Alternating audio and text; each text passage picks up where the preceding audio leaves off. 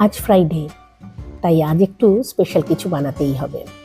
আজ সকালে বানিয়ে নিলাম মশালা পুরি।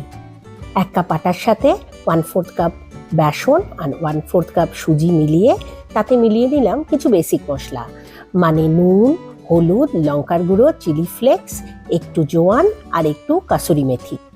সব কিছু মিলিয়ে ভালো করে সেটাকে তেল দিয়ে মিশিয়ে আমি ফুড প্রসেসরের মধ্যে আটাটা মেখে নিলাম। আর ওদিকে সাইডে বানিয়ে নিলাম একটা হলুদ রঙের আলুর তরকারি। এটাই আমার বাড়ির সবার ফেভারিট, আর এটা বানানো খুব সহজ।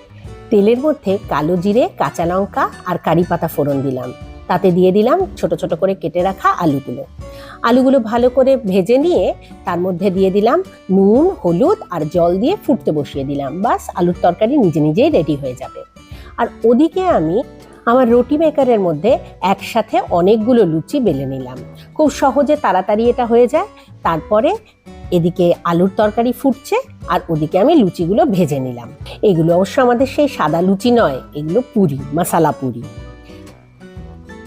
একদিকে পুরি রেডি হয়ে গেল আর অন্যদিকে আলুর তরকারির জলও প্রায় শুকিয়ে এসেছে, এটাও এদিকে রেডি হয়ে গেল।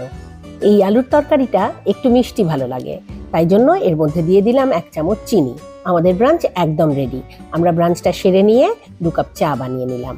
1 কাপ হাজব্যান্ডকে দিয়ে দিলাম আর 1 কাপ নিয়ে আমি বসে পড়লাম একটু টিভি দেখতে, রিল্যাক্স করতে। সবাই ভালো থেকো, সুস্থ থেকো। আজ চলি, টাটা।